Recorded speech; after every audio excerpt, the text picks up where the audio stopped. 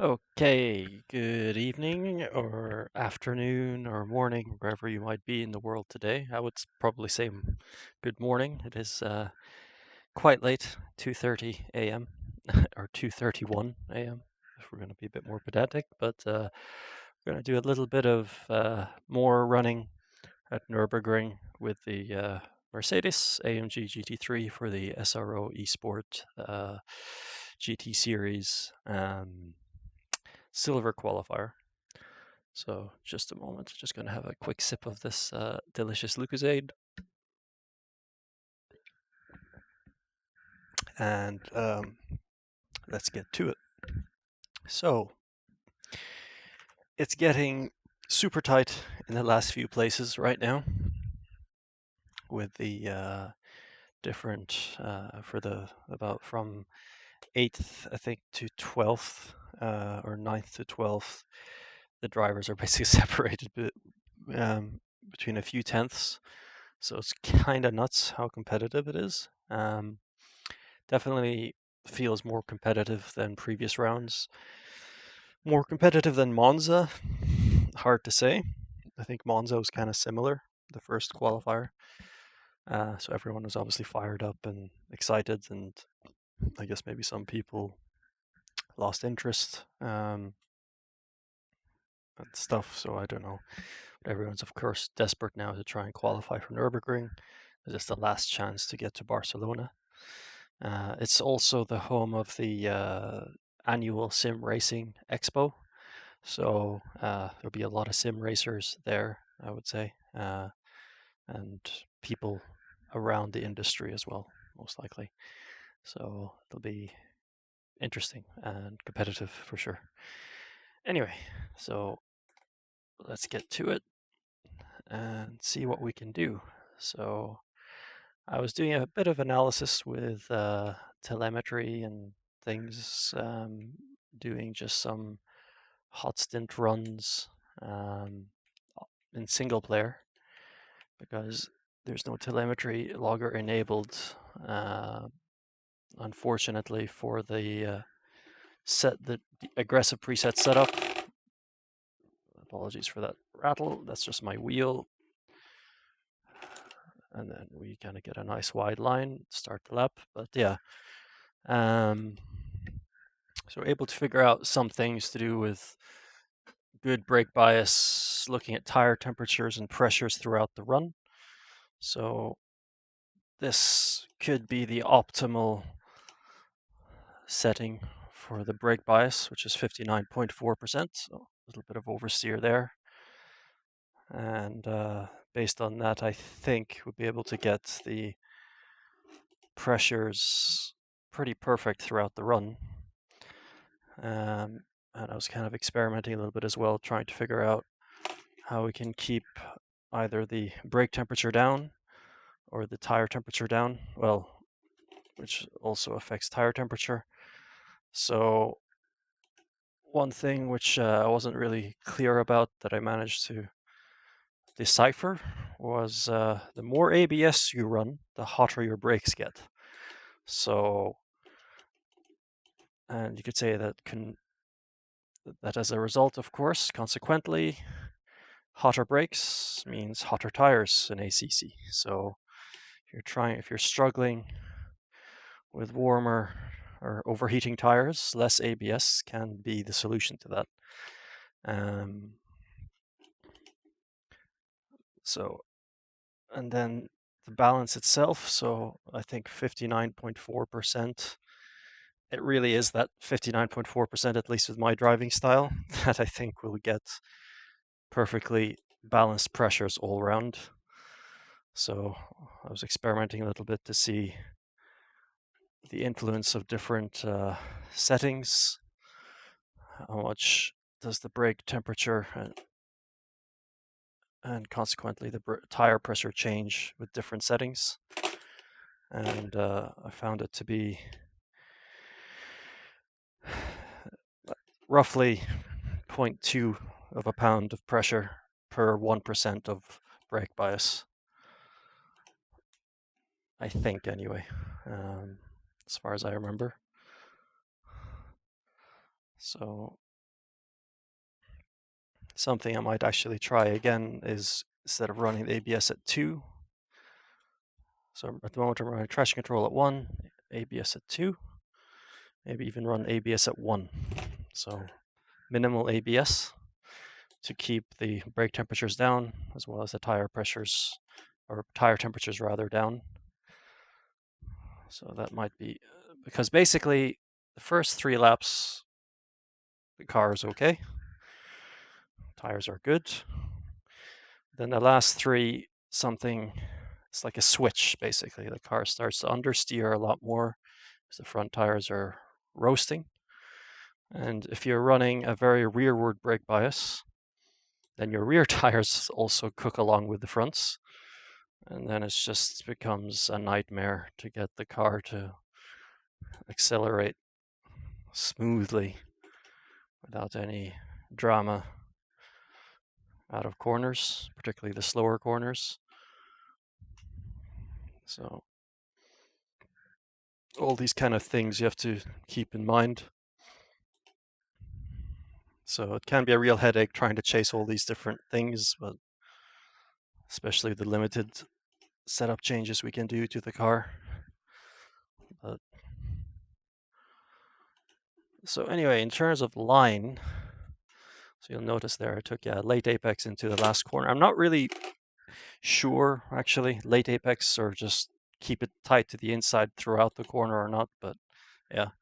But it's important for turn 1 to be around the middle of the track and brake just past 100. Could have gone a bit tighter here, and then go out to the middle. Don't go out way to the right. Just keep it tight for turn 2. Accelerate out, and then brake into turn 3. It's very important to stay tight at the exit of turn 3 to get a nice, good line out of turn 4. A bit of oversteer there. Not good. And here, brake just after the cones, or there's a change in the tarmac, if you'll notice as well. That can give you a bit of a note. So just before the change, the sort of color shift happens, start braking. Then for the Dunlop hairpin, here, brake just when the concrete goes, well, just a little bit sort of wider on the left side of the track. A little bit of oversteer again. And then for the Schumacher S, climb up on the curb. You need to do that to get a nice, be able to fly. You need to lift a little just for a moment on turn in. And for here, just brake. Really want to ride that inside curve, which I missed completely. And this corner is the very tricky corner. I would say it's probably the one where you can gain or lose the most time, I think, across the whole circuit, because you kind of want to almost nudge the car on the brakes, rotate it just a little bit. And for the chicane here, brake just before the 50. It's really quite important that you're off the brakes before you start turning into it, because if you're on the brakes when you turn into it, that's when the car can be a little bit edgy, let's say. So you want to avoid doing that. So turn 1 again, because the reason why I'm saying about you kind of keep the car around the middle of the track here is because I think the asphalt is a bit off camber. So there's a sort of a crown in the middle of the asphalt. So if you take the conventional line, which is, from the outside to the inside and outside again, it's kind of a bit of a struggle to get the car to turn in because of the camber issue at the exit, or sort of on the left side of the track before the hairpin. And here, now, I know that in Formula 1, a lot of drivers had different lines through these 2 corners. Some drivers would do what I just did there, which is fly through the fast left, keep it pretty much almost to the inside for the tight right hairpin following it. And then other drivers would make sure to bring the car way over to the left of the track before entering the hairpin.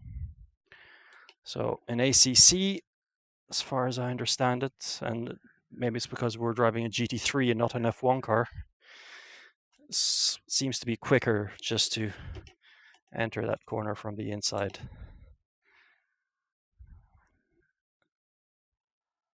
And so that, what happened there, well, There's a bit too much oversteer there, but you may have noticed there's the pink lights on the dashboard there lit up, suggesting the rears were sliding. That's fine. You just want a little bit. You don't want too much of it. Oh, messed that up. So like I said, so this is the other line into the last corner. So it's kind of hard to figure out which is the best approach. And this run is definitely no good for now, way off where we need to be, but we'll just see it through and then start again.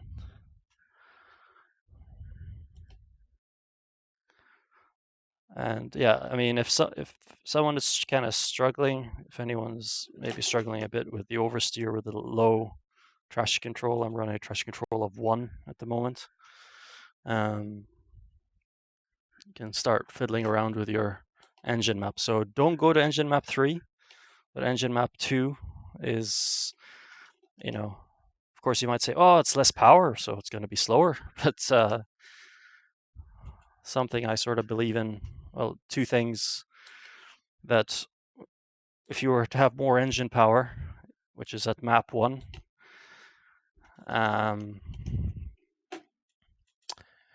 you may sort of have the issue like this. See it? That happened there. So the car started to oversteer as I was applying the throttle into the hairpin there. Oh. So then you might say, okay, well then I have to run traction control of 2 or 3 or whatever. And then you get, it really kind of compromises acceleration. So the traction control's job obviously is to stop the wheels from spinning too much, but yeah, an alternative might be, just use an engine map of 2, keep the traction control low, so then the cars are a lot easier to manage. So I'll just do that just for demonstrative purposes here. So now I'm running on map 2 with the same traction control. And so the idea would be, and like a track like Nürburgring, it's not really a power circuit. It's all very short straights. So overall, you don't really lose much, if any, at all, with a slightly higher engine map or ECU map. So, but you have a much easier time with a throttle pedal. He says that as he slides out of turn 2. That might be just the tires now giving up. We're on the 6th lap, so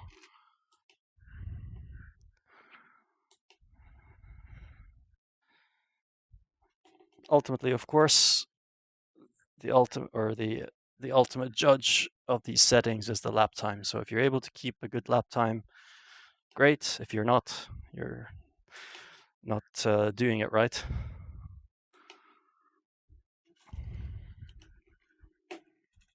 And so for the hairpin here, you may have noticed, basically you want to enter it fast from the inside, let the car coast out a little bit in the middle, and then bring it back in again to the inside. So that's the way you want to do it.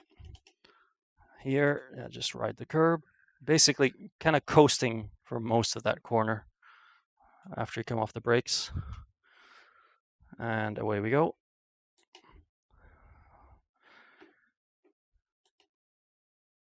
So then for the chicane here, definitely you want to keep tight throughout the second part in particular. So we go through the left, keep it nice and tight there through the second part.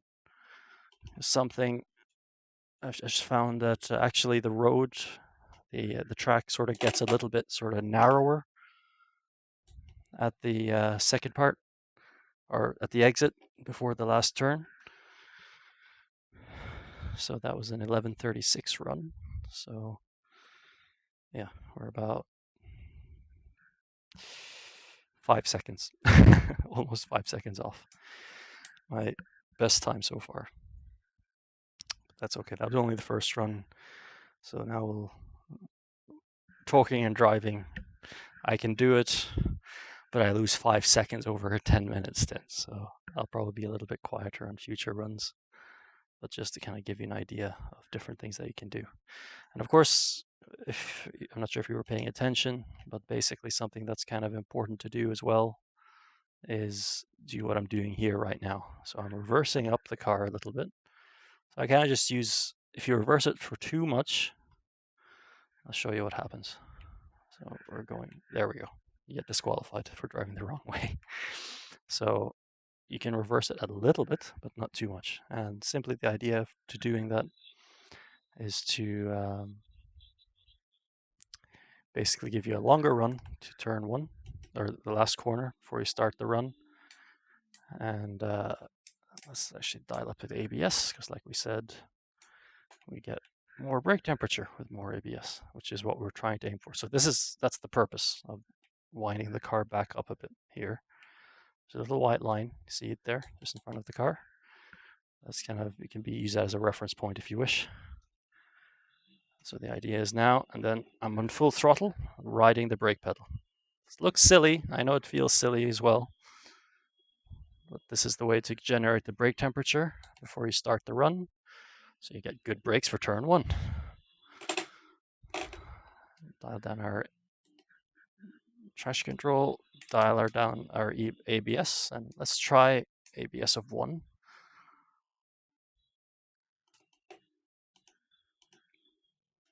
So yeah, less ABS, of course, gives you shorter braking distances, so that's one of the good benefits about using less ABS as well.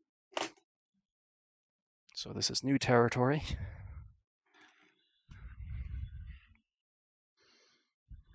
Oh, I think we're going to get tagged. Okay, no, fair enough.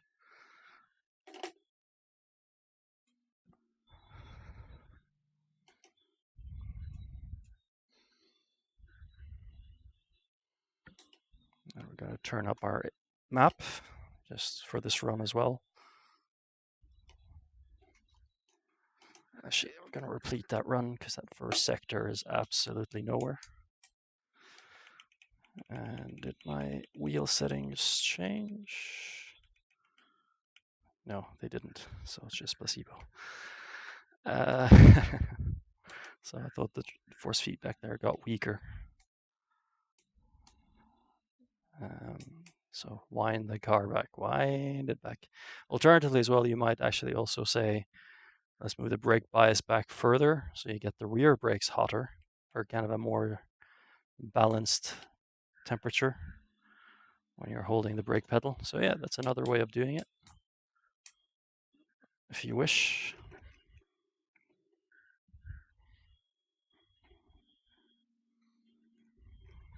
So now we have a bit of green on the rears and green at the fronts, and a little bit of oversteer out the last turn. That's not good. But we'll see what we can do.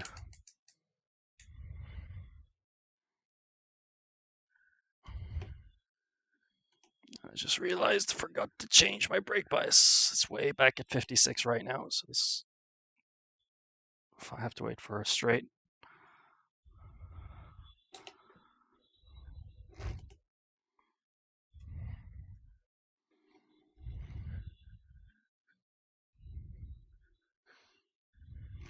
There we go.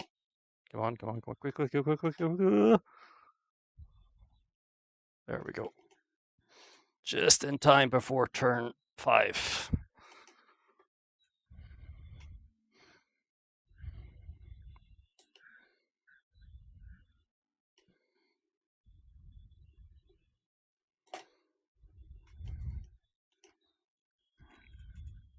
So our first sector's a bit better now.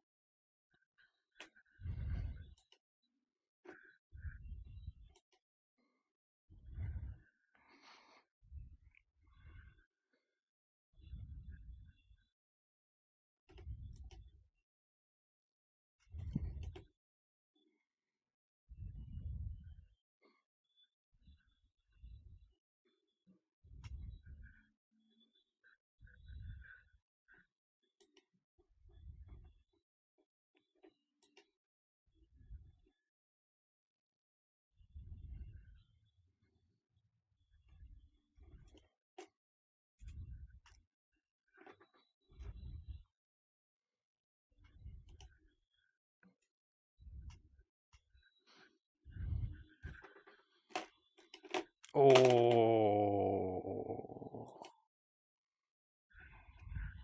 that's not good.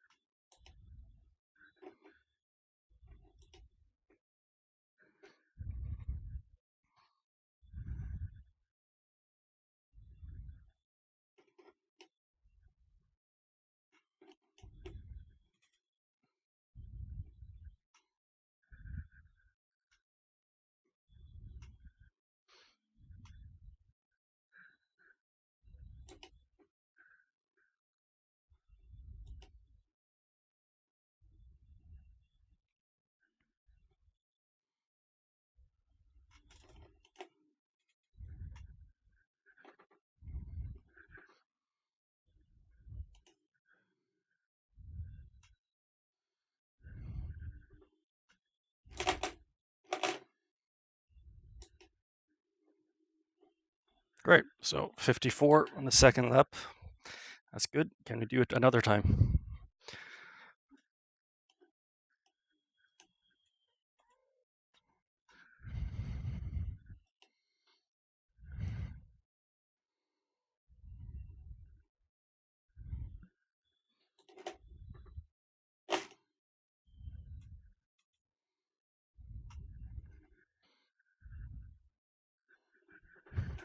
Oh, bit all over the place there, but not too bad.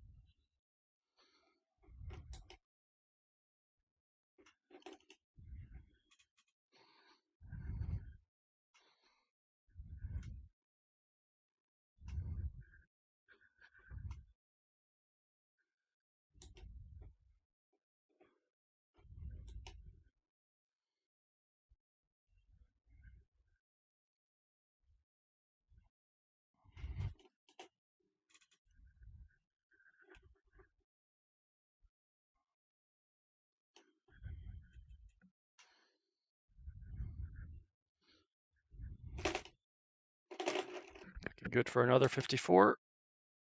Yeah, excellent. This is the tricky lap now. Or the start of the tricky laps, rather.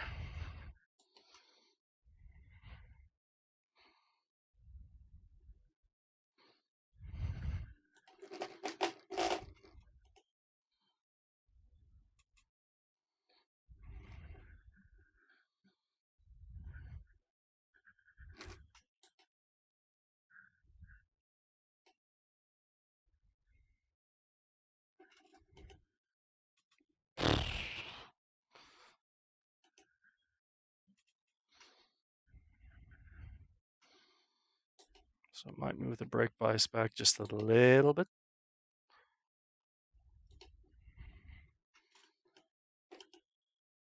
I think I'm getting some major front locking.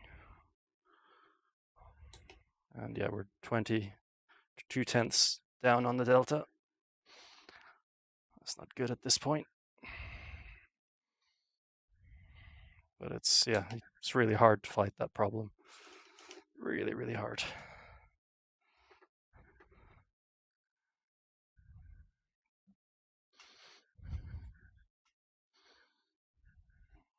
Three-tenths down.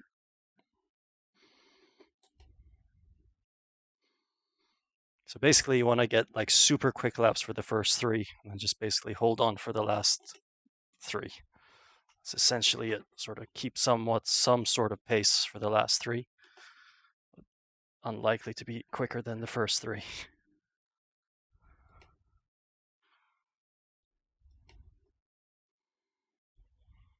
So low 55.0 on that one.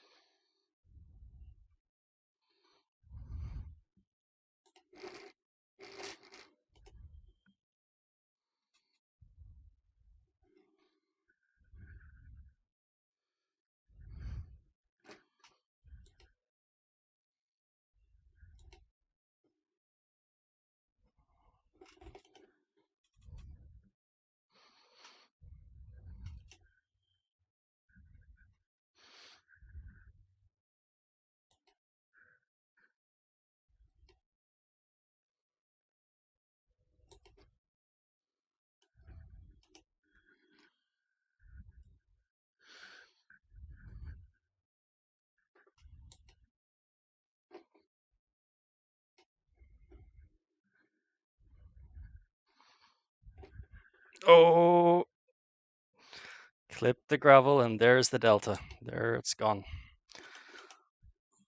So it's really, really frustrating when that happens. Really, really frustrating. But we'll just see the end of this run anyway. We have one more lap after this.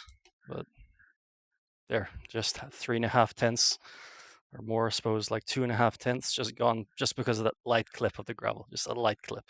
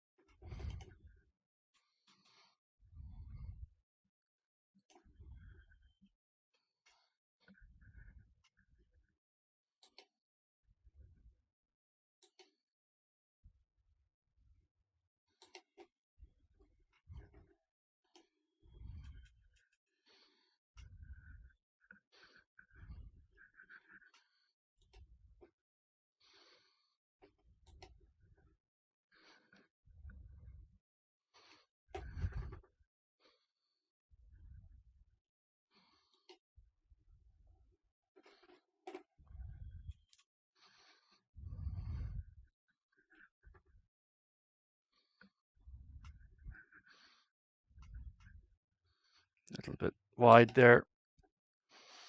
We're okay.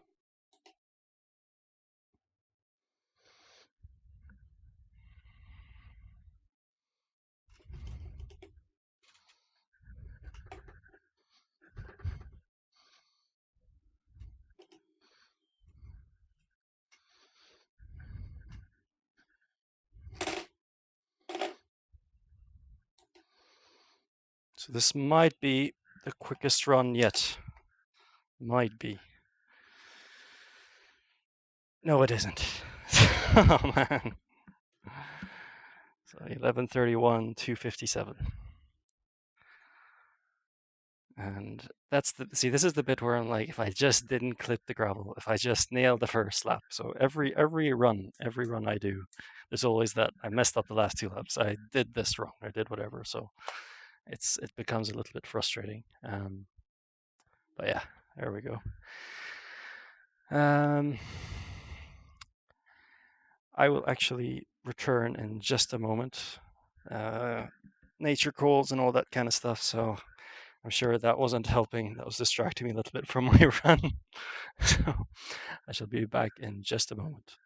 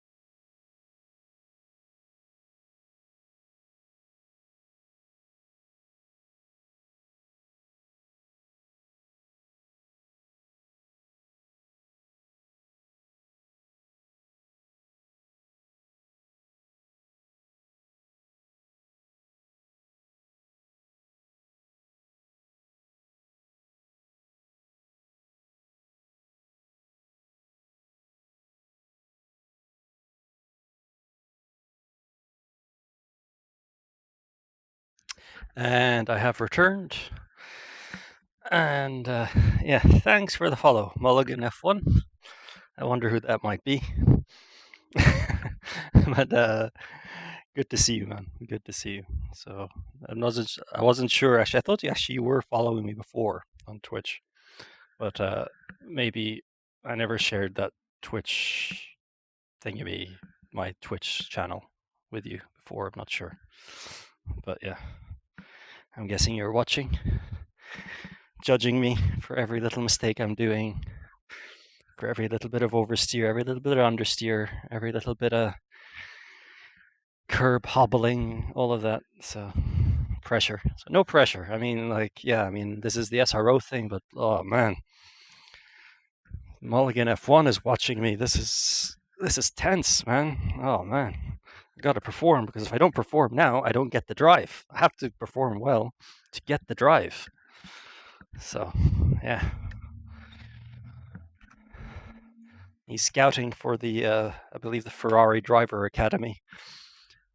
So, although I will say, sir, if you're scouting for the Ferrari Driver Academy, then why are you watching me driving a Mercedes? Mercedes isn't Ferrari. They're completely different cars from two completely different countries. One's Italian, one's German. So, but anyway,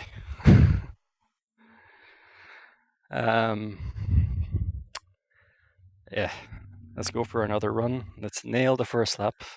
Let's not clip the gravel on the fourth lap, I think it was. And so if those two things don't happen, I will get a sub 11:31, which would send me up a few places, which would be nice, simply. So, and what I'm gonna do actually, instead of going 59.4 with a brake bias, we're gonna go 59.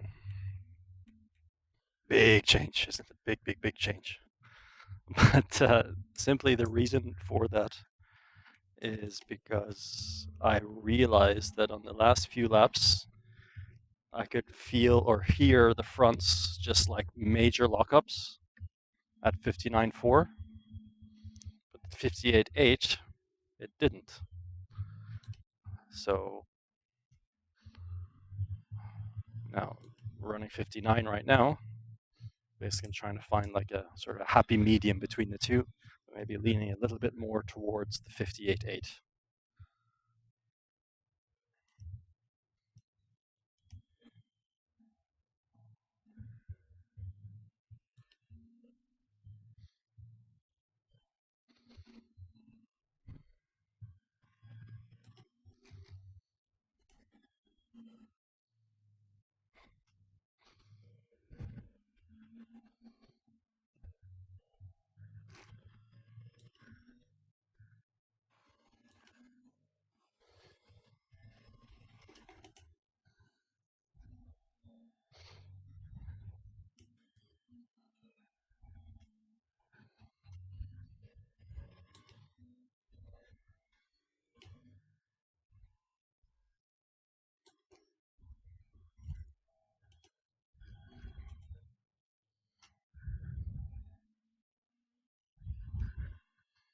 A little bit messy on the exit there, but not too bad.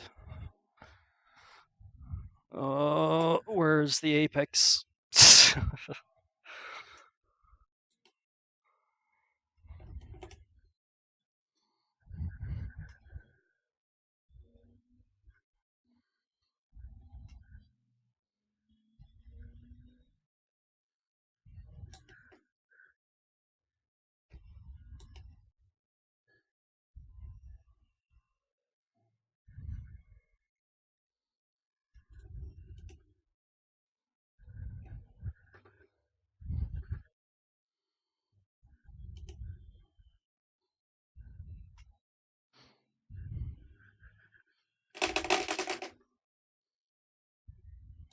All right, we're gonna restart again because that first lap's no good. So,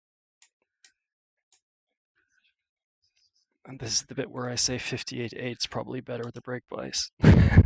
Unless I'm just, it could also be driver error. No, it's the car. It's definitely the car. I don't make mistakes. It's the car that's the problem, not me.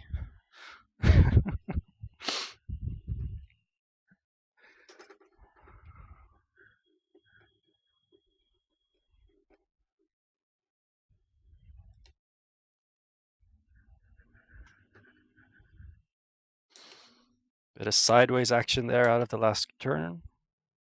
So hopefully it hasn't compromised things too much.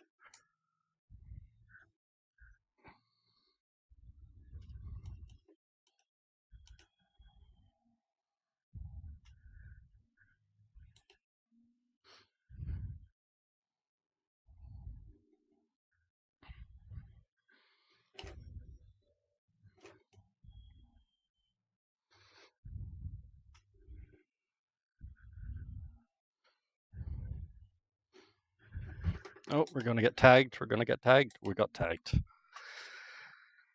Apologies for that. So just ran a little bit too wide at turn 4. Game didn't like it, threw a penalty on me. So in all my racing at Nürburgring, I have rarely, well, I won't say everyone, but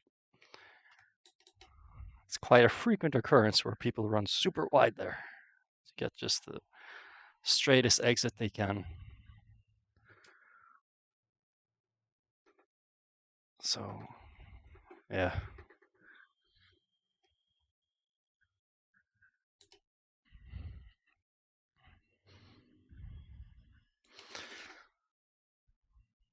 Away we go. Let's go. Let's go. Sub 11:31. Let's go.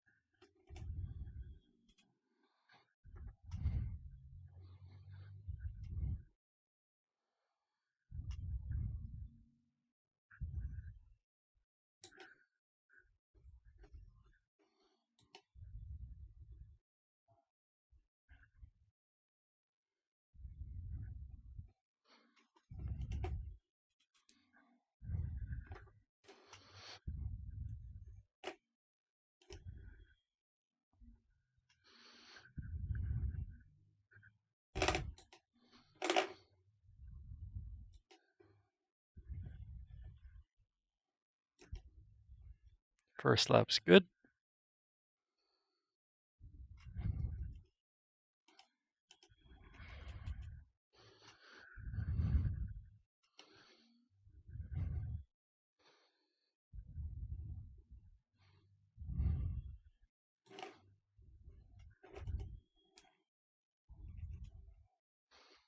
Oh, why did the car do that?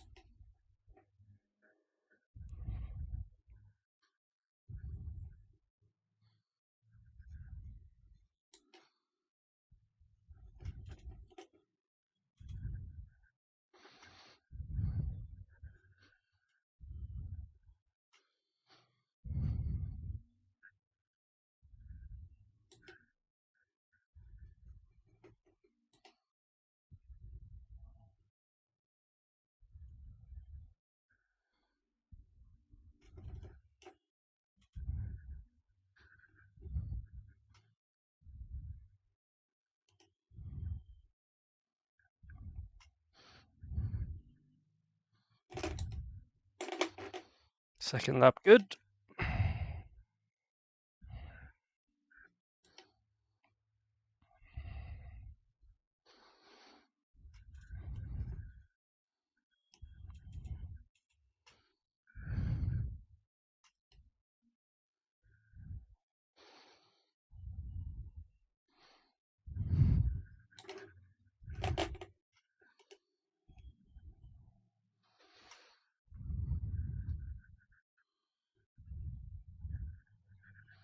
think actually I understand why it's doing that. That's because of ABS.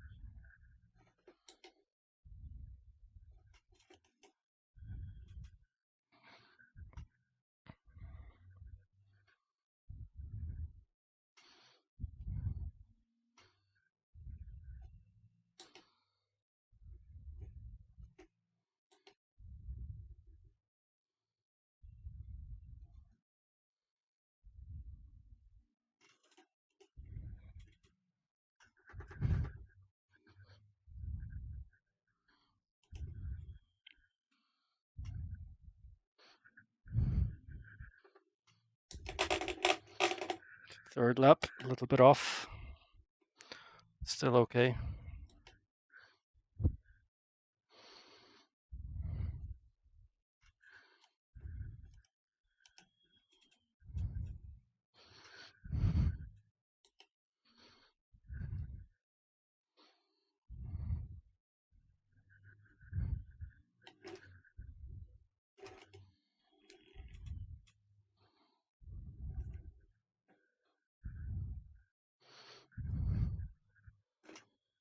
So yep, definitely ABS was the problem there.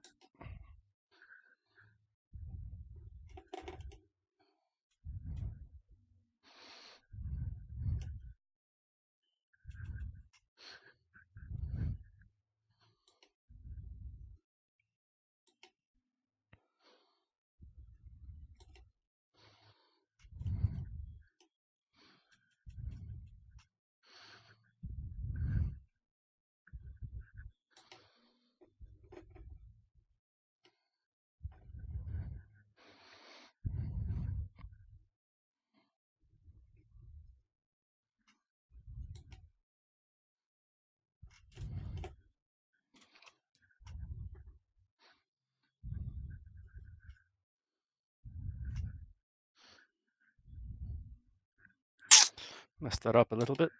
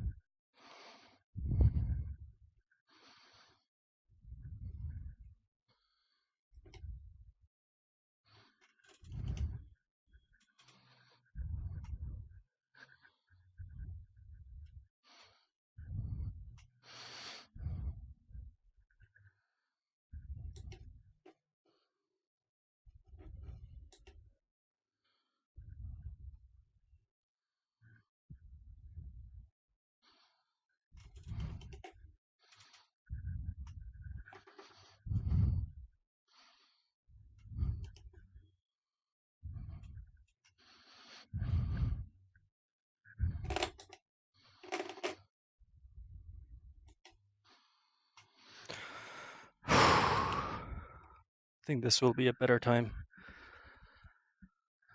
Yeah. Oh. Oh, man.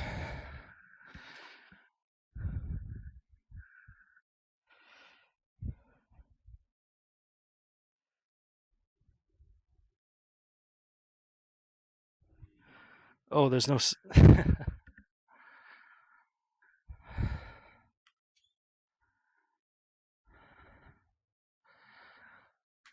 And then we do the save...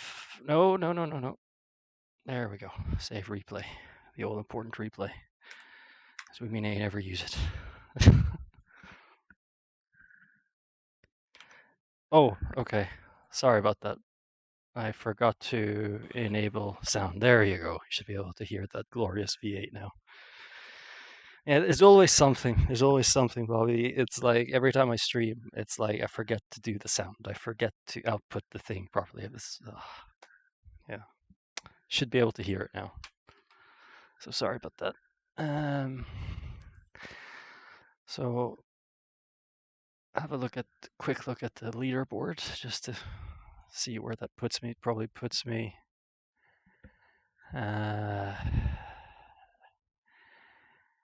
ninth. Okay. So that puts me, I've climbed 3 places with that, but yeah. Definitely could have gone a wee bit quicker. Can always go faster. Can always go a bit quicker. But no, that's happy with that. That's a good improvement. Let's see.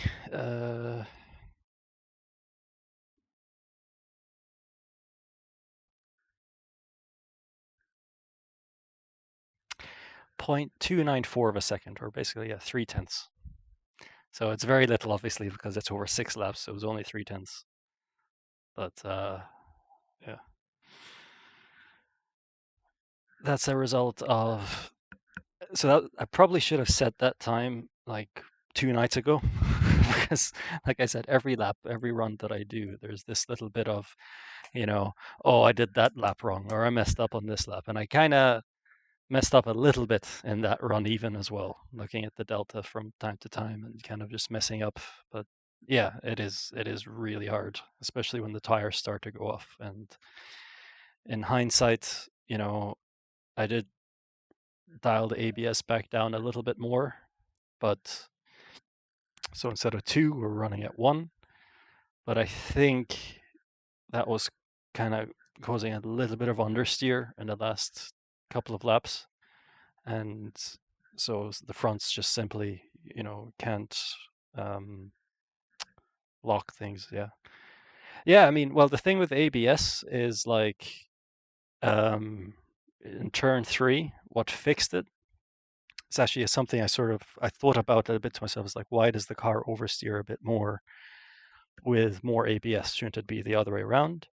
But if you sort of think about it, I mean, I'll need to verify this by doing a bit of reading. But as far as I can sort of tell, perhaps the ABS works in such a way that it stops either the front, I'm not sure if it works on the individual wheel necessarily, or maybe it does, but basically, if you imagine, like, I think what's happening is that when I'm braking into turn 3, which is where the oversteer would happen, the ABS is kicking in for the front wheels, probably the front inside wheel, and because that's the unloaded wheel. So it's trying to stop that from locking. But while it's focusing on stopping from that from locking, the rear left. So I don't know. Maybe the rear left's not doing anything. So then it's locking, and it's just making the car over rotate. So yeah, maybe it probably works independently on all of them, but I don't know. It's a little bit of a mystery, to me. But I'm kind of thinking maybe it's just a case of. Could also be a case of that the less ABS, so the fronts are obviously allowed to slip a little bit more or lock a little bit more. So that's inducing the understeer and overcoming the rear's locking, the rear left locking. So that could be what's happening a little bit as well. So it's not the solution. I think it's probably working around the problem. So I think that the better option would be to perhaps run ABS at 2 and a more forward brake bias. So I think that might be the way to go, actually. Yeah. So let's see what we can do on this run. And actually, I'm gonna experiment a bit with map at 2.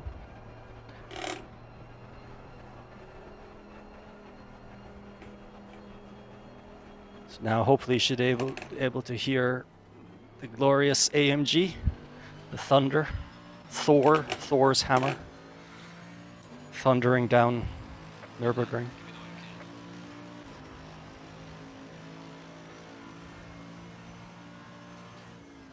Barely. Really? Okay. All right. That's not good enough. You need to hear the thunder from Stuttgart. So there we go. You should hear this one now. If you don't hear this, then I would suggest getting your ears cleaned or something. But I mean, AMG is not the loudest car, to be fair. It's actually one of the quieter GT3s, amazingly. And that's even true in real life. So you would think a big 6.2 liter V8 would shudder your chest or whatever, but not really. Disappointing. It's not like the Corvette.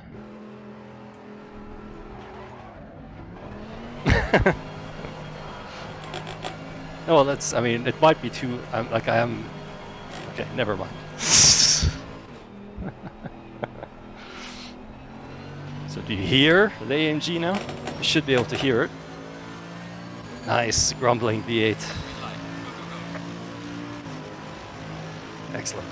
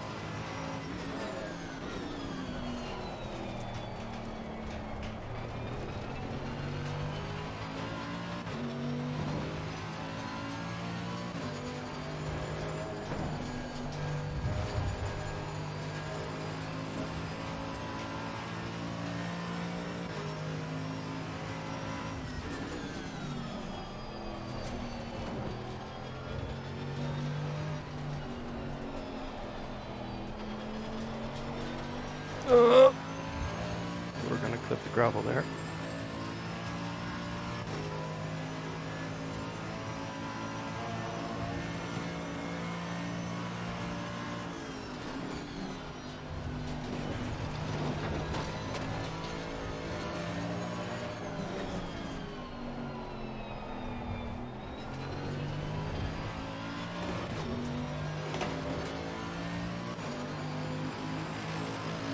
All right, back again.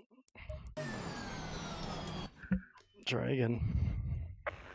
This session is about consistency. So this is what the SRO is pretty much about.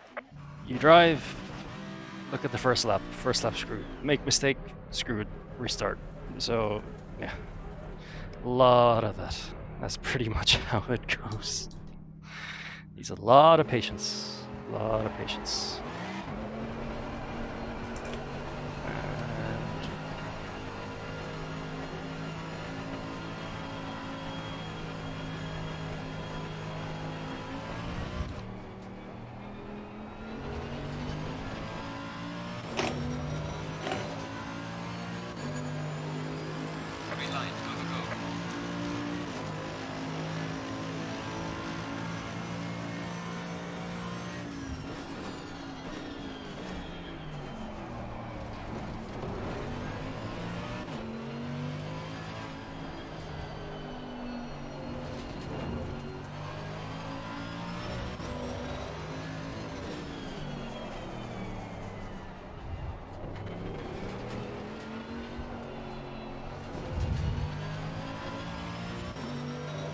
Now the map at 2, cars are a lot easier to accelerate out of slower corners.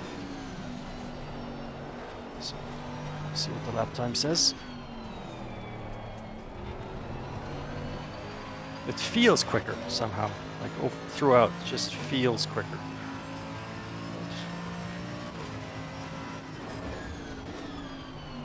So yeah. So first sector is good.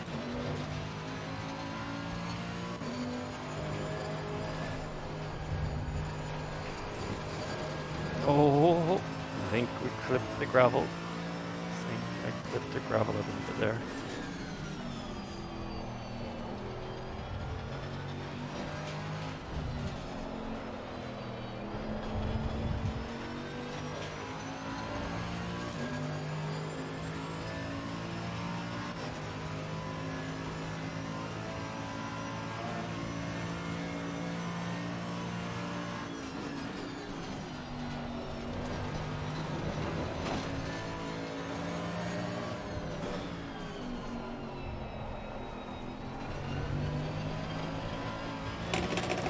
Bit of oversteer there. Okay, we'll just stick out this run just to figure out a little bit, I suppose, what kind of lap times we can set with the map at 2. So maybe then that's the better way to go overall.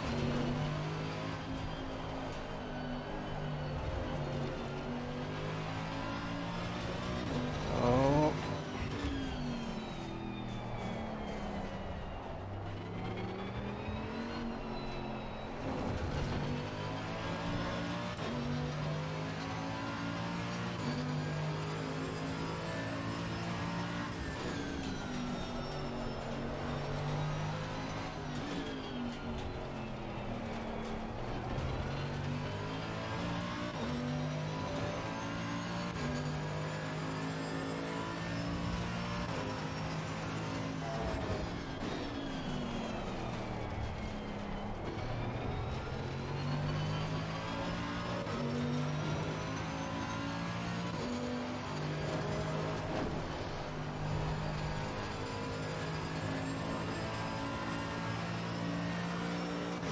Yep, clipped the gravel on that lap anyway.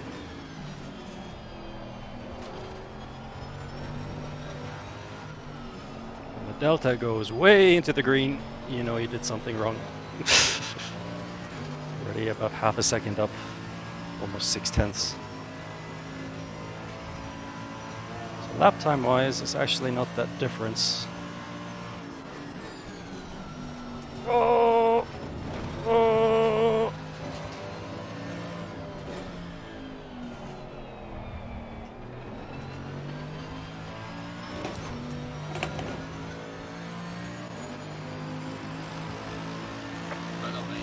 So, map 2 actually might not be a bad idea, genuinely. 55.2 on that lap. Made a humongous mistake in the chicane, I think, on entry. And a little bit on the exit of turn 2 as well.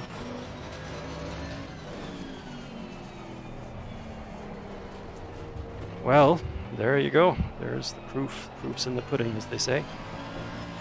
So 0.2 up here, lost a bit of time in the chicane, so let's see what this lap turns out. But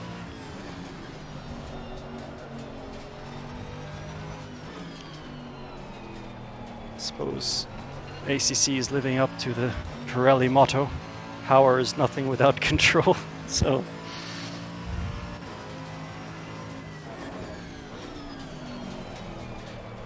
as the GT3 cars do use Pirelli tires, it's very appropriate. Right lane, 5 minutes to go. Stay focused.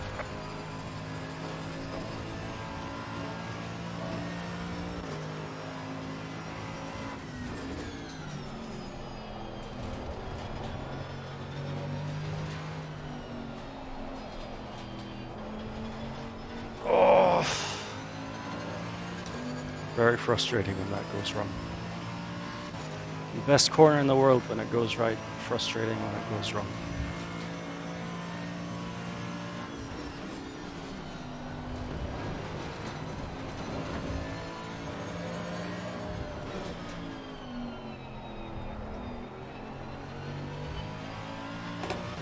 There you go, kids. This will be a 54. There you go. Map 2 works. It does work. And I could have gone quicker again, but obviously I made that mistake before the back straight. So this might be actually the quickest way.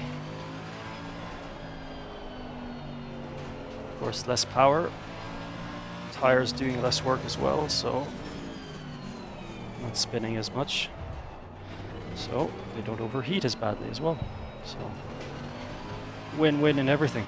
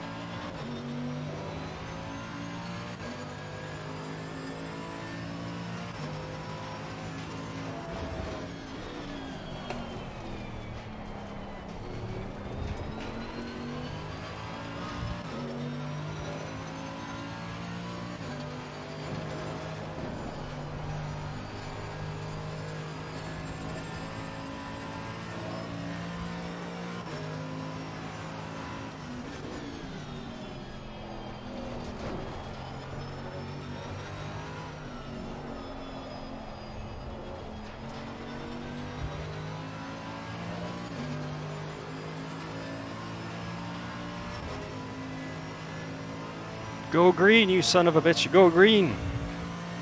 Alright, it's not going green. Now it's going green.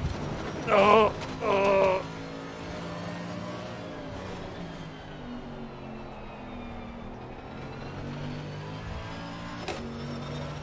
That last turn. It's that last turn that's always messes with me.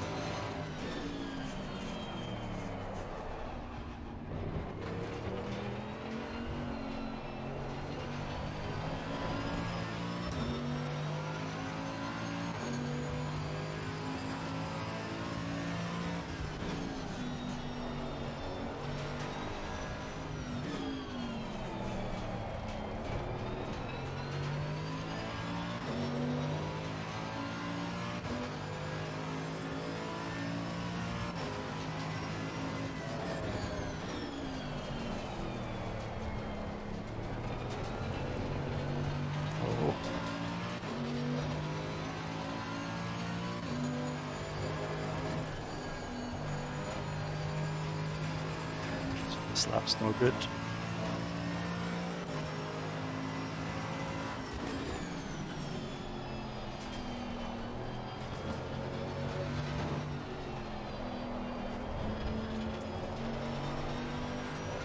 Yeah, definitely no good. Excuse me.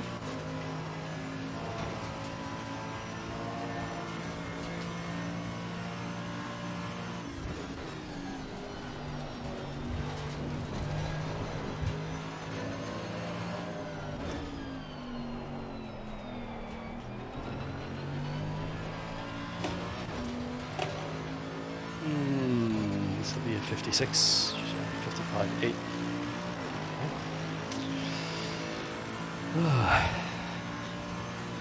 Not entirely sure about this brake bias though. Might need to move it forward a click or back a click. It's like, this is the point now where I'm like, give me ABS 1.5 or brake bias 59.1 or something. So get into these really fine details.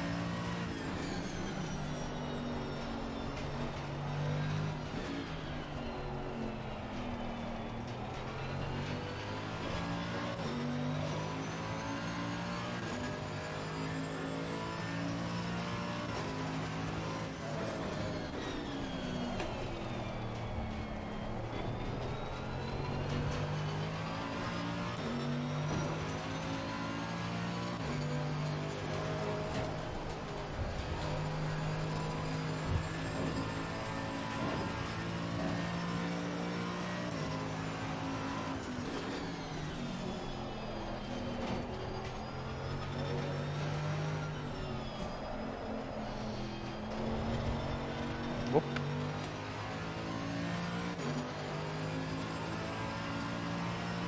So this run is nowhere near the other run. We're about 1.5 seconds off, I think, at this point. So, but definitely there is some merit to using engine map 2. So you can see that the car doesn't slide out of the slower corners as badly. Simply, so there's a little bit less power, where there's a loss of speed. So yeah, more 1.8 seconds. Yeah, it's about 1.7.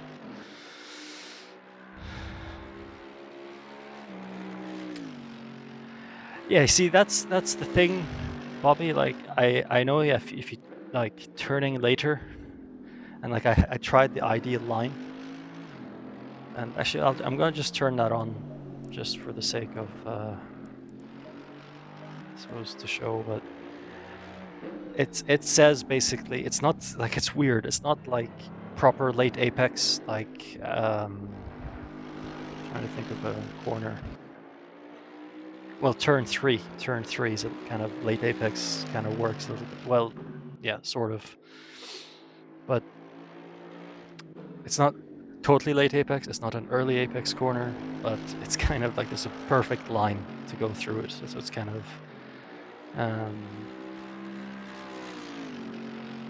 right. Okay. Yeah, I'll try it. I'll try maybe turning in a little bit later, just going into it. I know that on the first, like before I start the run, it's definitely better to, you know, take as wide line as you can to get a really good straight exit and like power hard on before you start the first lap. So that's important, to go really wide on entry in the first part. But yeah, lots and lots of different ways of doing things, I suppose. Try to be fast, but don't push it too much over the limit.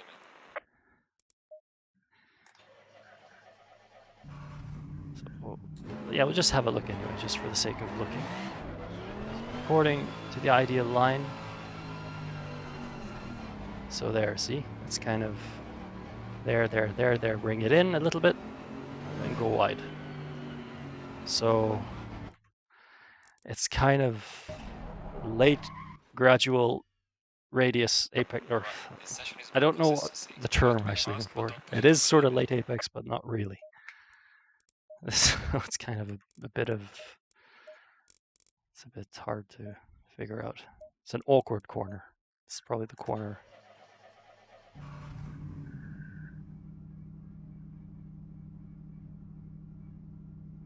Oh, right. Sorry, you mean the, yeah, I know the one before the chicane, before going up the hill. Sorry. Right, yeah.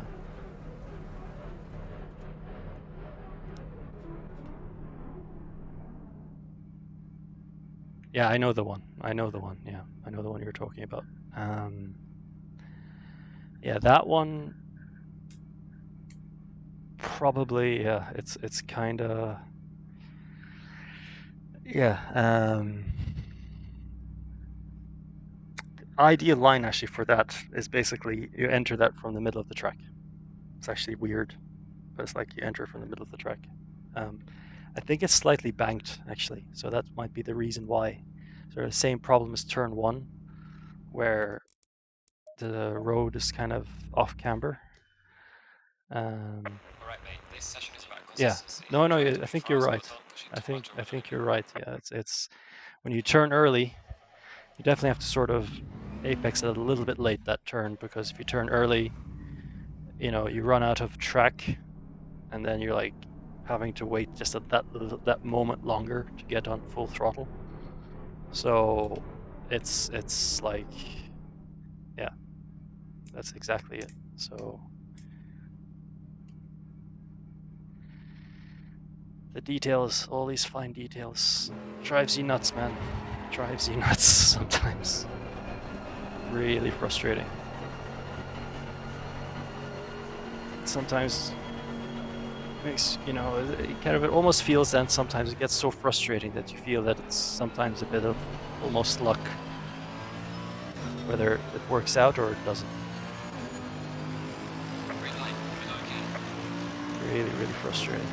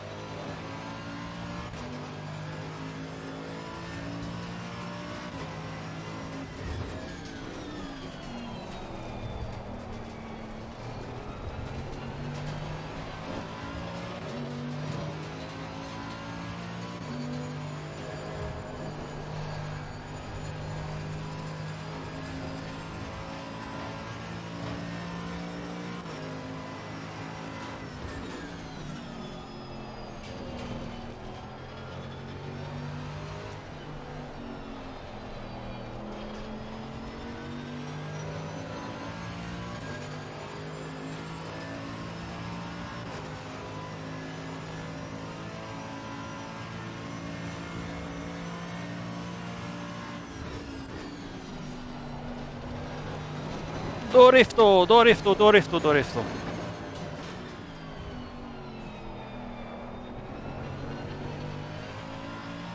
This lap's gone to shit. Well, yeah. Could be better.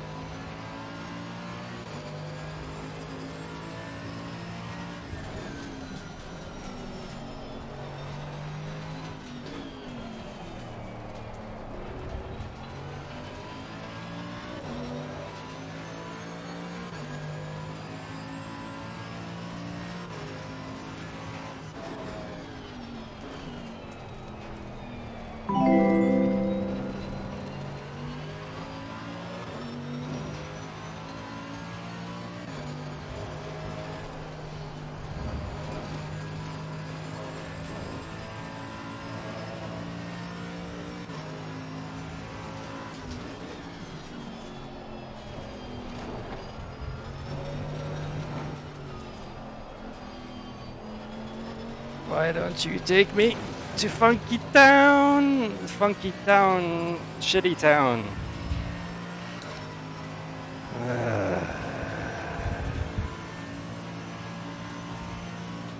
I am very angry. Oh, watch it. Yeah, I need to do a pit stop anyway. There we go. Into the pits we go.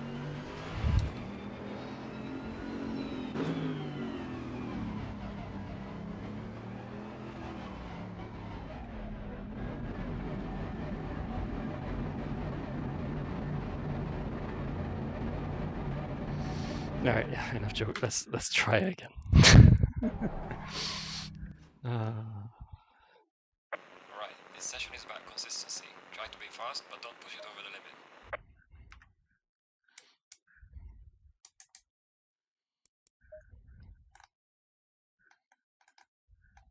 Nope.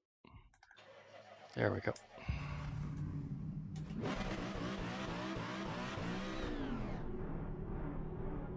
Yeah, I know. Perfect line. Wasn't it? Perfect line, Bobby.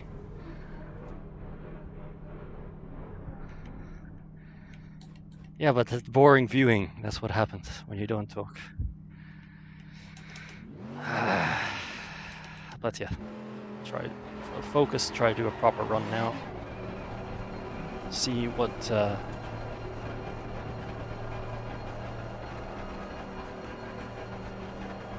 No, hold on, forgot to change the ABS. Sorry about that. So we'll try what the Right, ECU this map session is about 2. consistency. Try to be fast, but don't push it too much over the limit. So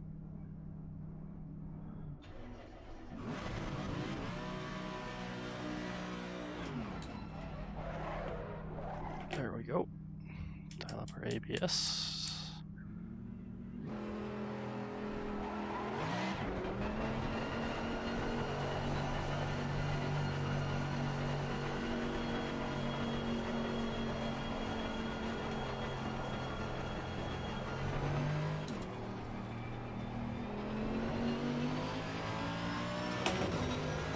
Let's go. Green line, go, go, go.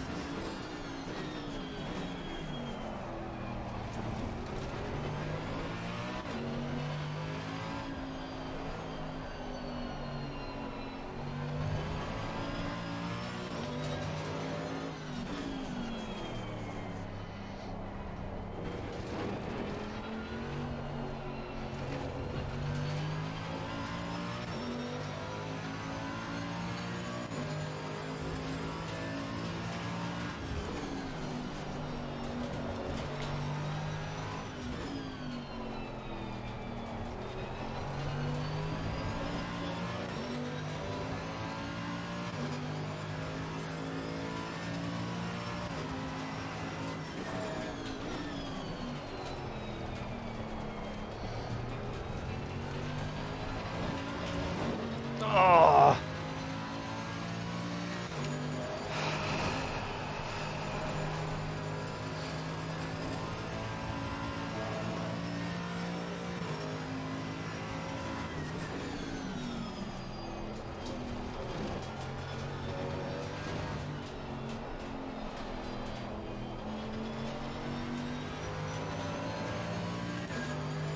Flipped the gravel a little bit there, so lost a little bit of time.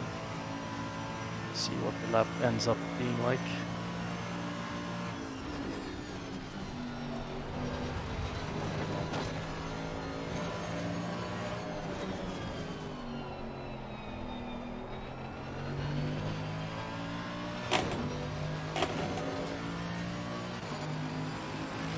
It's okay.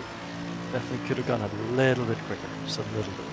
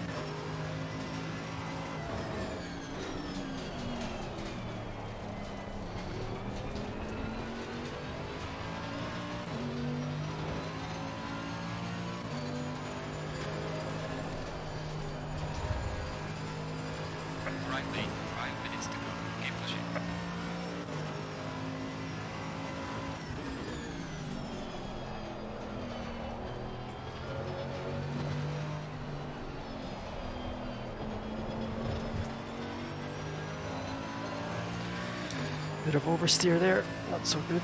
Line was okay, but I went on the inside curb, or oversteered a little bit, but should still be sort of okay.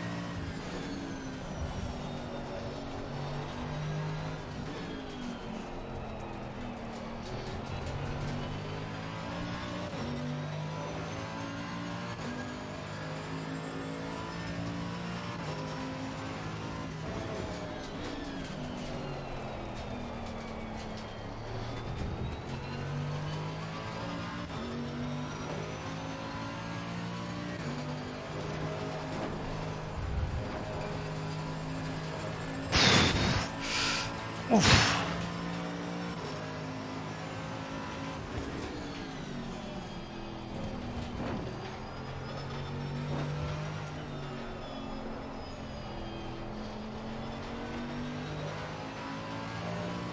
Get the car to nudge.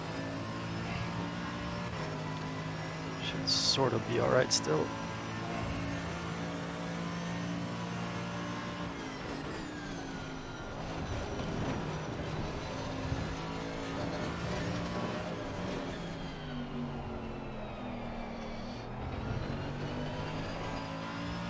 No.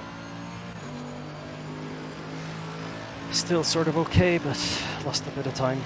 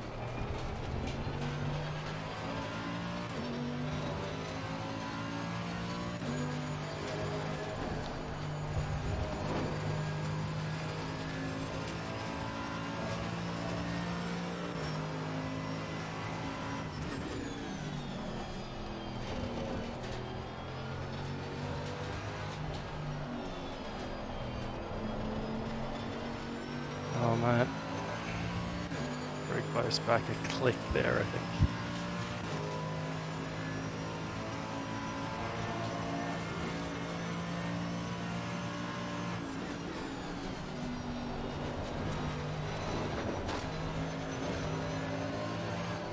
That was a total mess.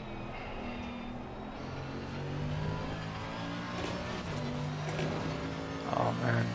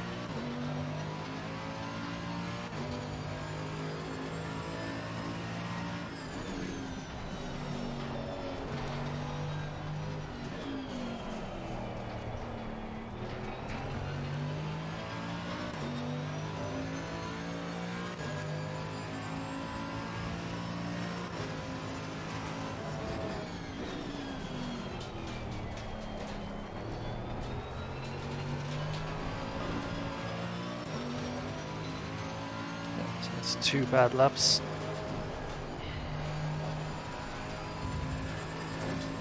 That's very disappointing.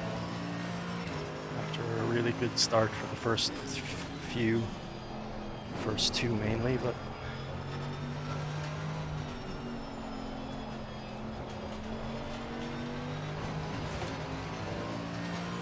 clip the gravel.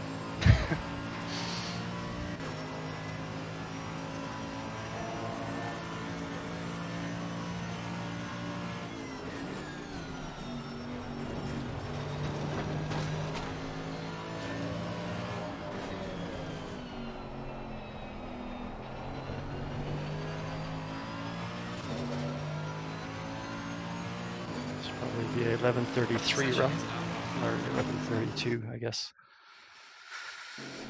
Oh, 11:31 run. Okay, so it would have been a little bit further back, but not too bad. Not too bad. But...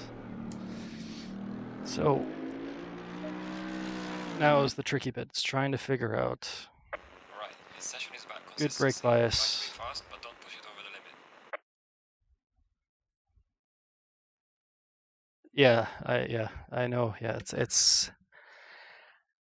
I think it's part of me kind of just like, you know, it's better to be tight throughout than to never even make the apex. But I think, yeah, it's probably better to turn in a little bit later.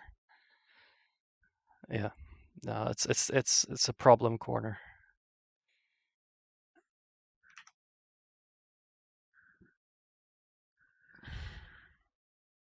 It's definitely a problem corner for me. Oh yeah. I know. Don't worry. I know that, Bobby. Of course, I know. So yeah, it's just. So I'll try to just turn a little bit later. Just be a little bit braver. Trust. Have a bit more faith that I can make the apex. Yep, sure, no problem.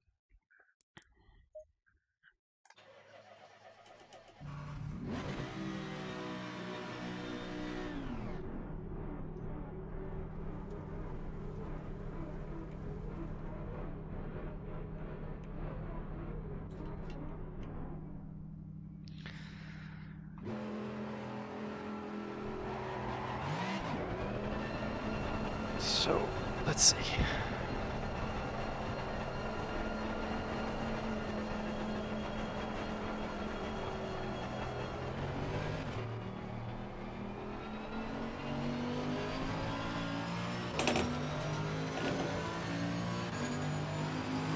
Green light, go, go, go.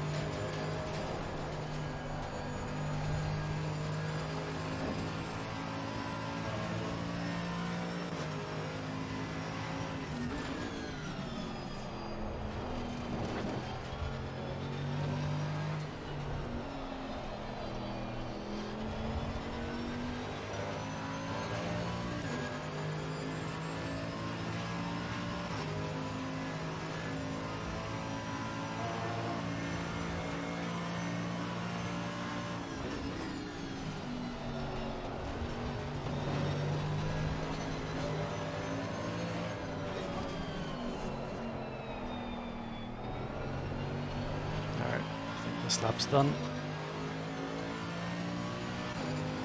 Yes, it is. Let's try again. Try again. Alright, mate, this session is about consistency. Try to be fast, but don't push it too much over the limit. So actually, let's try the other way. So leave the map at 1 and just have a more invasive traction control. Let's see how that works.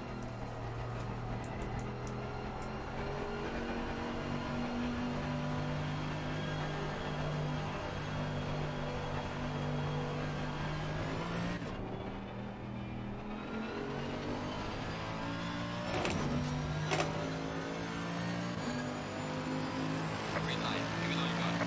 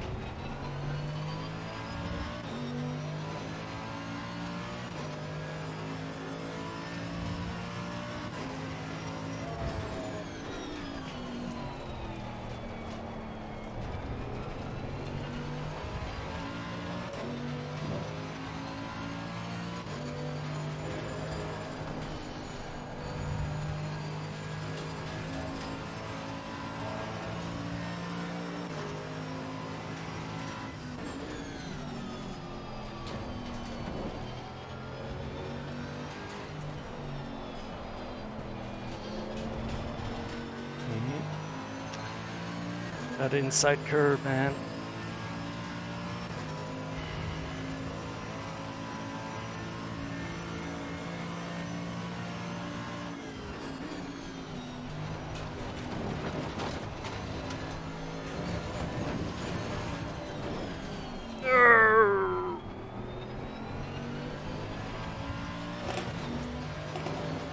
I think the lap time's gone bad because of that, but just keep going anyway. Figure out.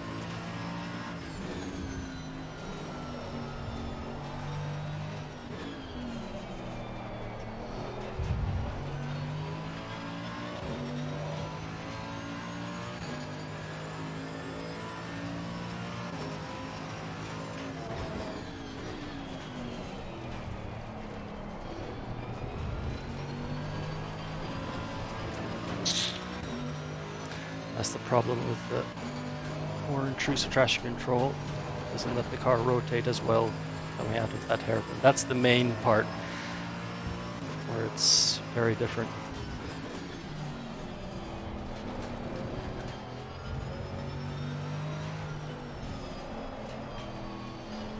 Need a traction control 1.5, I think. 1.25. 1.3. Traction control 1.3 would be nice.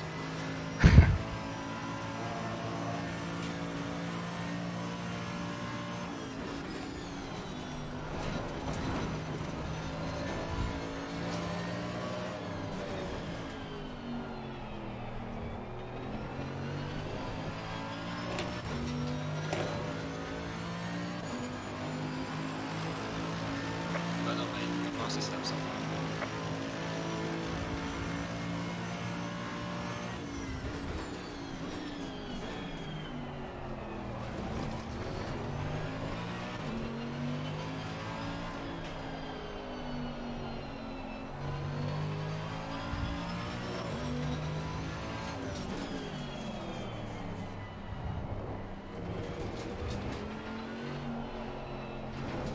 it is very nice out of turn 4. There, it's just limits the slip just enough.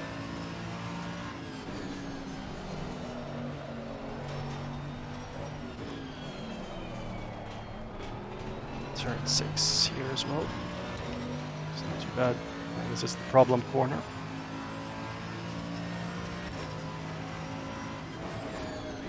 So probably the best thing to do is accelerate, or either have a better line or accelerate a bit later. Something. Right lane, 5 minutes to go. Keep it together. More smoother, accelerate a bit smoother before traction control kicks in.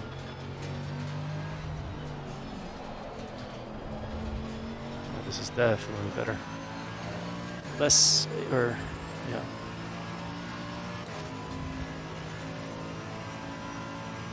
Something with the brakes feels good there. So brake bias at 59.4, ABS at 2.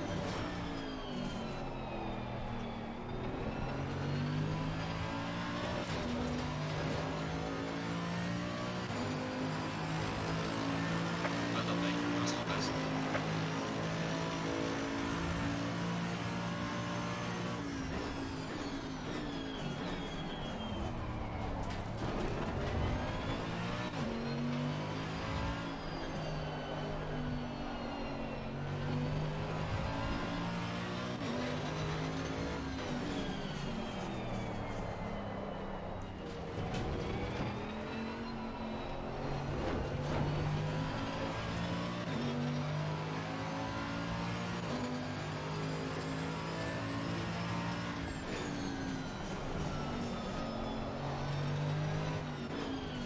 So I have a little bit of sweat in my right eye, and it's burning, so that's nice. Just have to drive one-eyed maybe for a while. No, like, it's not that bad yet, but it's hard work, man. Really hard work.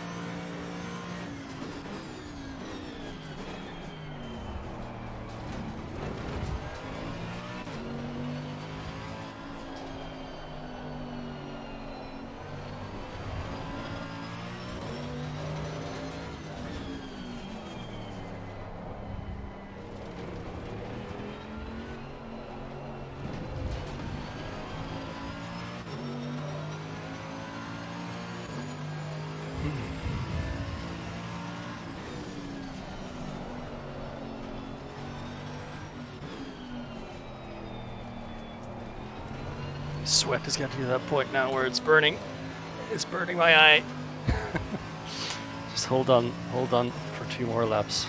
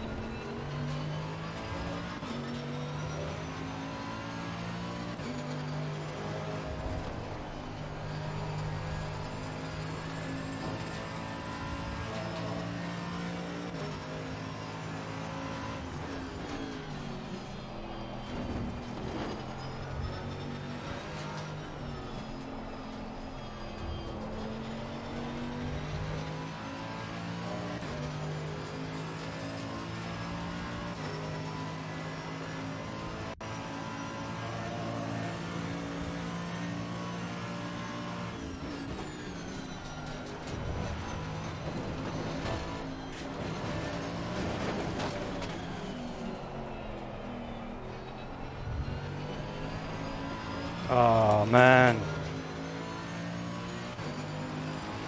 Session is now over. Oh, I think that's quicker, but just a little bit.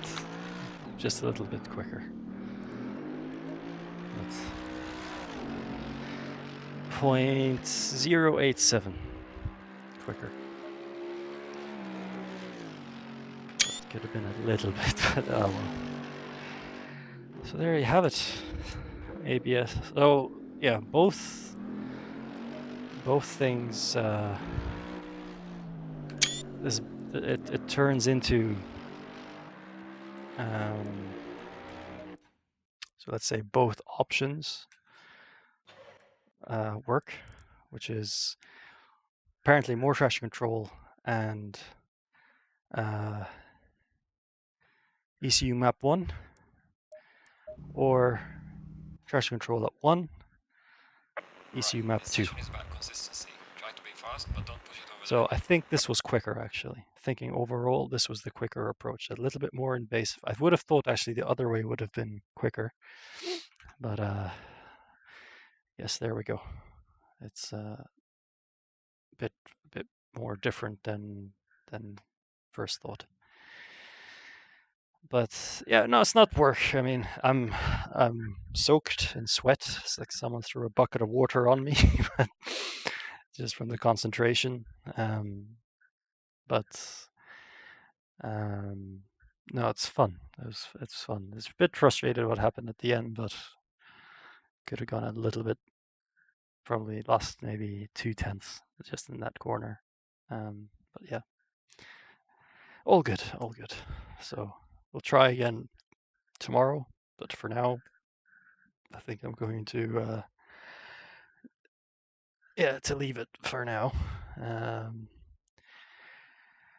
So yeah, exactly, Bobby. Labor of love. That's what it is. So I love it, but it's sometimes you absolutely hate it and wish you could just set your wheel on fire and the whole thing is like screw it. And then other times you just absolutely love it, but you still sort of there's still a part of you that still loves it for sure.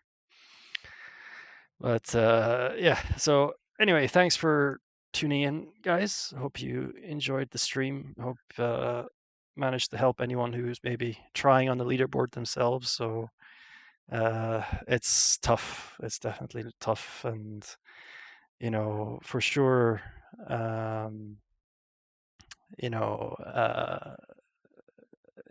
I mean, no, definitely, yeah. It's tough, and I guarantee that everyone from probably maybe, well, I would think actually probably all top 12 drivers, struggle. Everyone's struggling. No one is, just going for a Sunday cruise. And you look at some of the times. Like I'm just going to try and see if we can load up the leaderboard actually just quickly, for the sake of just for cool stuff or whatever, just temporarily. Let's see, browser and paste 1920 1080. There we go. Hopefully this works. Okay, how can you scroll? This is where my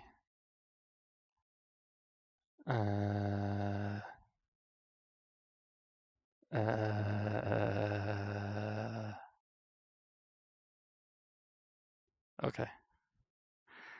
Right, I'll have to go back to the scroll thing in a bit. There has to be a way to scroll. Scroll. Interact. Do something. Right, whatever. Okay, that's not going to work. Sorry about that. But yeah. Anyway, just looking at the times anyway, you guys can have a look, at the, if you look at, if you go to SRO-eSport.com/leaderboard, you can, I'll put a link in the chat, so you guys can have a look if you like there as well. So, uh, uh, okay, there we go.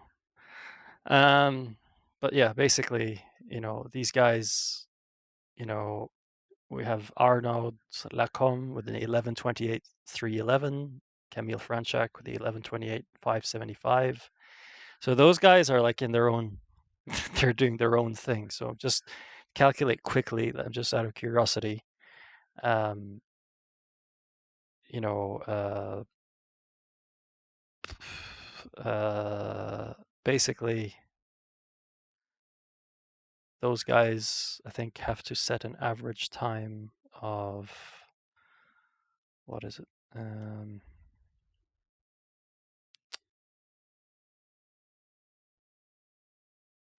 Yeah, 154.7185, or let's say 154.72.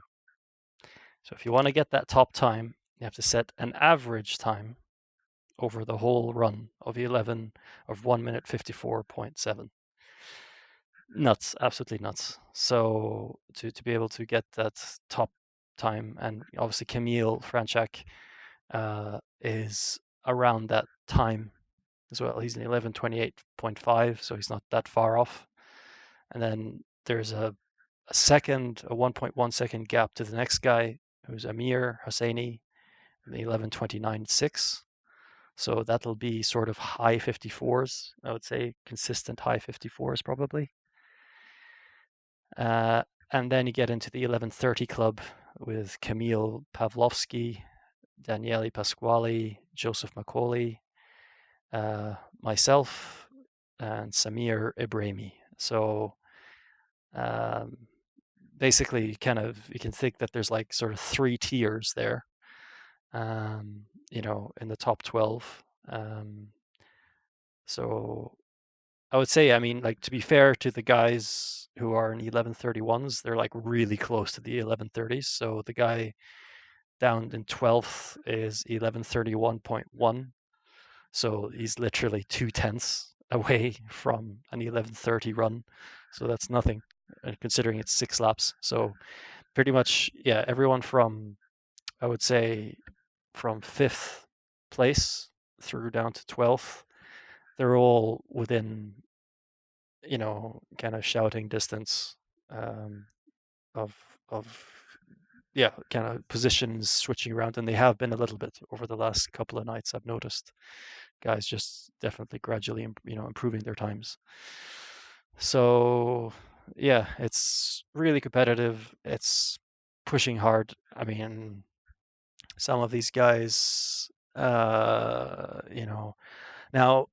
for anyone who's watching who might be, kind of in the top 12, there is actually, I know that there's 2 drivers here from the top 12 who won't qualify for the silver class, which is Camille Franchak and Camille Pavlovsky, because Camille Franchak is a Thrustmaster Pro driver, and he was the guy who actually won Monza. So there you go. He was the guy who won the Monza eSport event. And then Camille Pavlovsky, he's also a Thrustmaster driver. So he was at Spa for the Spa eSport event. And Amir's been in the top 12 for the last 3 rounds, but he hasn't been able to show. So I think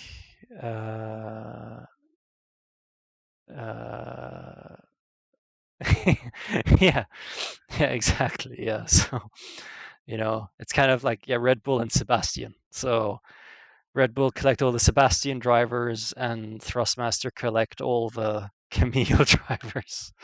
So that's the way it seems to be going. Yeah.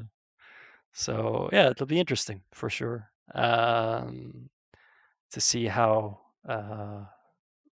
things pan out at Nürburgring. At this point, if you've watched a previous stream of mine from last night, perhaps, yeah, of course, there's the regulation change. There's 4 Group A cars. There's Mercedes, Audi, Lamborghini, and Lexus. and you don't really know which car you're going to get depending on the rig you sit on. So I can say that if I was to be going, there's probably a 50% chance, possibly at this point, to be fair, I suppose, kind of maybe have some sort of handle on the Mercedes. So maybe a 75% chance, which is better, of getting a car that I could drive well, I suppose. But at the same time, something to consider. So, I mean, the Lamborghini and Audi, I would be more comfortable. No, yeah. I mean, well, they are letting the drivers pick their car, but basically, there is. I'll try and get the picture exactly. Basically, there's 4 cars. They're going to split the cars into 2 groups, and so the way it'll work is there's 4 Group A cars, which is the Lexus, Mercedes, Audi, and Lamborghini. Those cars, you can't freely choose between them. So they're going to have a number of rigs set up. So hopefully this will work. Basically going to have a number of rigs set up or assigned to different cars. And so this should work, I would hope. If I do this with a browser source thingy, hopefully this should work. Yeah. So this should work. So there we go. So this is the cars available. So as you can see here, not sure, hopefully it's legible somewhat. You have the 4 Group A cars, and then everything else is in the Group B. And then you look at the rigs, so there's 12 sims set up. So rig 1 is an Audi, rig 2 is a Lamborghini, rig 3 is a Lexus, rig 4 is a Mercedes, and then rinse and repeat, basically. So then it's Audi, Lambo, Lexus, Mercedes. Audi, Lambo, Lexus, Mercedes. So basically, so the option is, as they say, I'm not sure if you've read the rules, but it says each rig can access its unique Group A car or any of the Group B cars. So, yeah, so yeah, exactly. Like Bobby's saying there, that the problem is that the reason why this happened was simply because in Spa there was 11 Bentleys in the final and 1 Mercedes. And I think in the other pro race there was 10 Bentleys and 2 Mercedes. So now either yeah, exactly. Yeah, there was a lot of Lexus. There was a lot of Lambo. Not actually so many Lambos at Paul Ricard, but there was a few Lexus or Lexi at Paul Ricard. But yeah, so I'm guessing either the SRO themselves were very disappointed and frustrated to see the field of Bentleys, which is understandable because the Blancpain GT3 series has the Blancpain GT3 series has what, 12 cars or 10 different cars. So they were probably, and from a marketing standpoint, it doesn't sell the game very well because it's like saying Bentley's the obvious choice, basically. So yeah, that's why. So that's why they're doing this. A simpler solution would have been, in my personal opinion, just have a more spend more time with the BOP. If there's more time spent with the BOP, somehow then the cars might be a bit more balanced. But because I guess it takes a bit more, maybe they're busy with other things in development, so they can't sort it out. Yeah.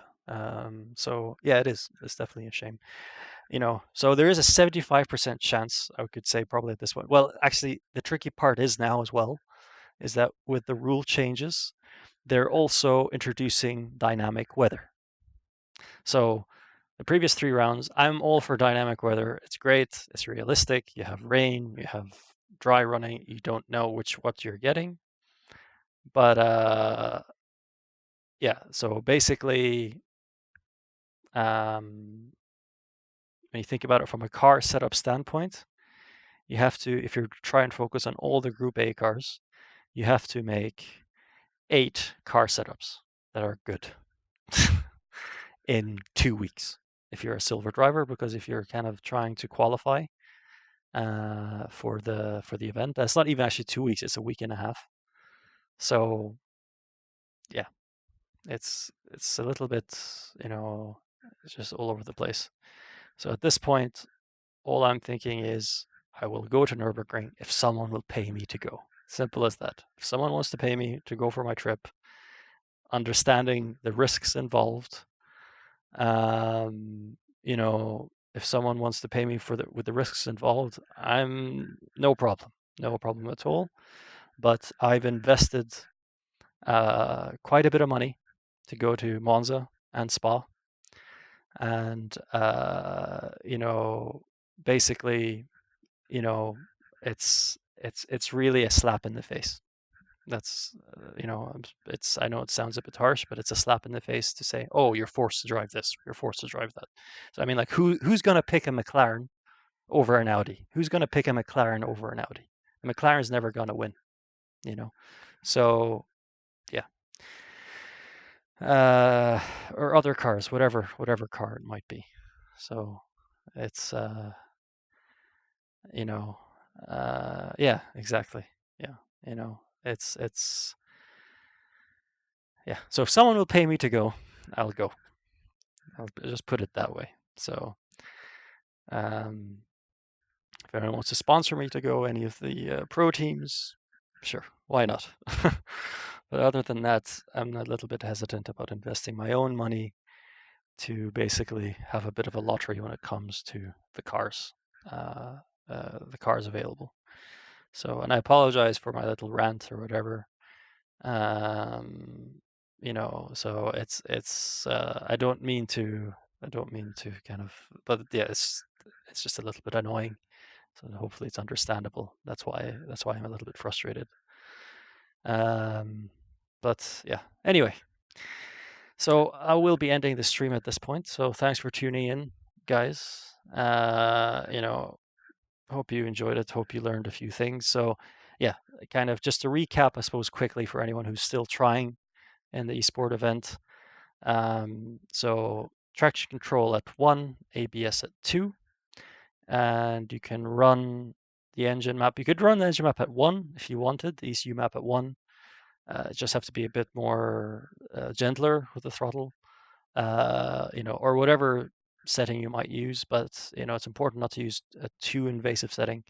But on that last run I did, it seemed to be quicker actually to run an engine map or ECU map of 1, but with a more intrusive traction control. That being said, there was 1 or 2 corners, one corner in particular, which was the Dunlop hairpin, or around the middle of the lap. The car doesn't really rotate nicely with a more invasive traction control. But yeah, if you can just maybe have to adjust the styles a little bit more. So yeah. Brake bias, run it at 59.4, 59.2. That either works as well. So anything between basically 58.8 to 59.4 is kind of a good setting, I would think. So try and kind of find your own groove, and ABS either 2 or 1, and see what feels better for you, So, but yeah, that's pretty much it. So hope you guys enjoyed the stream. Right. Okay. Yeah. 59. Yeah. That's. I think. See, when you run the ABS at 5 or at 4, sorry, Bobby, it does compromise the braking a little bit. And actually, I found I was experimenting, like something I was trying to work around. Is I always had this impression personally that when you set up your brake bias, your ABS, all of that, you want to be, especially going to the hardest braking zone, slam the brake pedal down on initial input, and then basically gradually bleed off the brakes as you're turning in. right? So that's how they do it in F1. That's how they do it, I think, in other maybe GTE cars with no ABS, perhaps. But I found interestingly in ACC, I was experimenting with different brake bias settings and ABS, and it's actually better to have a higher brake bias, not going full brake pressure when you're braking initially, and you're basically kind of trying to avoid the ABS from actually really engaging almost. Maybe it engages just a couple of kind of near the end of the braking zone, and on turn in, it's normal for it to kick in a bit more. But basically, it's weird. The car slows down better. At least the Mercedes, slows down a bit better that way. And it also, when it comes to like those specific settings that I came up with at 58.8 and 59.4, that was actually, I did some offline runs, like single player runs, logging telemetry. And based on the brake temperatures as well as the tire pressures and the tire temperatures a little bit, they didn't change all that much. They changed a little bit, maybe 2 degrees, the balance front to rear with a different brake bias. But yeah, the main thing that kind of changed a lot more was actually the tire pressures. So the tire pressures, just like literally 1%. Like I started with a default at 60.6%, and then I dialed it down to 59.6, and then I dialed it down to 58.6, and there was like a 0.3, 0.3 of a pound of pressure less at the front tires. So it's mainly obviously the Mercedes being front engined. It works the front tires a bit more than the rears. So if you leave that brake bias at 60.6%, the front tire pressures, as the later you go on through the run, can actually get up to about 28.5 psi, 28.6 maybe, or whatever. And that is just too high. It's just too high pressure. And just from some of my something to note, that when the tire is overinflated, you naturally actually get less camber on those tires, and vice versa as well. If your tires are under pressured, you actually get there's more leaning on the inside shoulder of the tire, let's say. So there's, I won't go into too much of the technical detail about it, but basically, if you want to try and keep the pressure at 28 psi as much as you can to maintain, the camber setup. So yeah, it's actually in the original AC. I picked that up in the original AC. I looked at the tire surface differences, and when I had my tires under pressured, the inside of the tire, or let's say uh, the variance between the inner middle sections and the middle outer sections was much larger with under pressured tires, and vice versa. When I had them over pressured, then the inner middle, so it's interesting to keep that in mind. So it's actually in the original AC that's actually simulated as well. So that kind of shows a little bit of tire flex simulation in AC that actually has that as well, the original AC. But yeah, it applies in ACC as well, as far as I understand. So it's important. It's really quite important to try and keep your pressures around a certain range, depending, of course, on your target pressure. So if you're, so that's a personal thing. That's up to you and your car setup. But yeah, there you have it. So that's why moving the brake bias, trying to find. So I was basically just searching for that value that would try to keep the front tire pressures around 28 or very close. Or running, or kind of having and having the rears as well around the same pressure at 28 psi. So you want the fronts at 28, the rears at 28, and try and keep them as close as possible to that.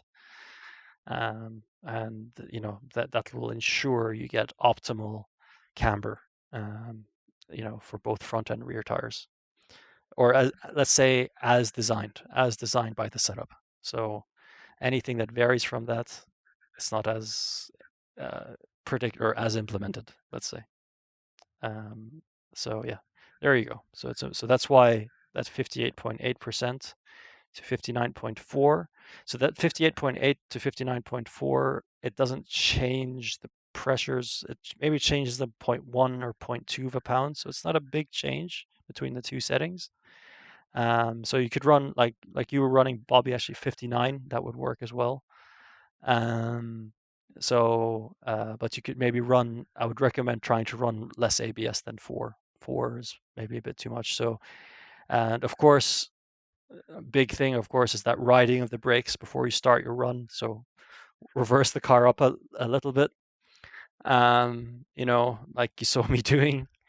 And it's silly. It looks silly. I know it does. But if you're trying to eke out every little bit of every tenth here and there, that's what you have to do.